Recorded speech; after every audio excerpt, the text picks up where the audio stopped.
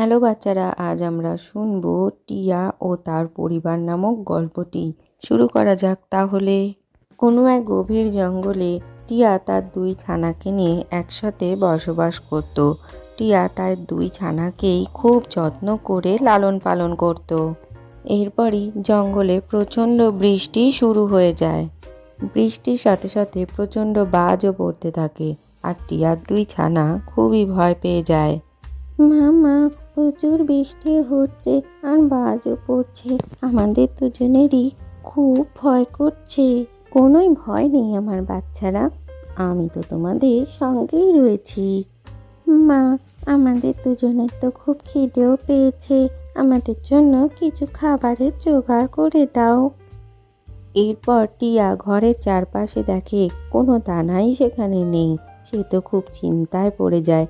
চারিদিকে প্রচণ্ড বৃষ্টি শুরু হয়েছে, কিন্তু তার মধ্যেই টিয়াকে বাইরে যেতেই হয়। হ্যাঁ আমার বাচ্চারা, আমাকে খাবার আনতে বাইরে যেতে হবে।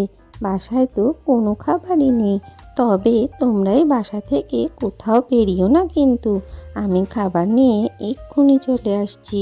এরপরে টিয়া খাবারের সন্ধান করতে বাইরে চলে যায়, আর বাইরে গিয়ে দেখে প্রচণ্ড বৃষ্টি শুরু হয়েছে।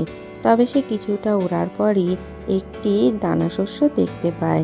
সে সেটি নিয়ে সতে সতেই উড়ে বাসায় চলে আসে, আর তারা তিনজনে মিলে আনন্দ করে খেতে শুরু করে। কিছুক্ষণ পরেই টিয়ার দুই ছানা হঠাৎ অসুস্থ হয়ে পড়ে।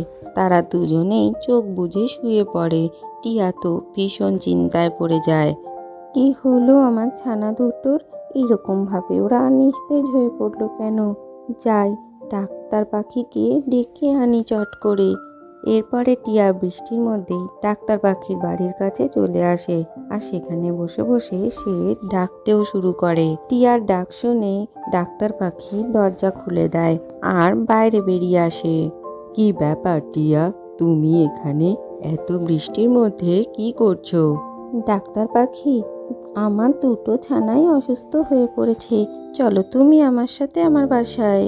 কিছুক্ষণ বাদেই ডাক্তার পাখি এসে তার দুই ছানাকে দেখতে থাকে। তারপরে বলে, চিন্তার কিছু নেই টিয়া, তোমার দুটো ছানারই প্রচুর ঠান্ডা লেগেছে, তাদের জ্বর এসেছে।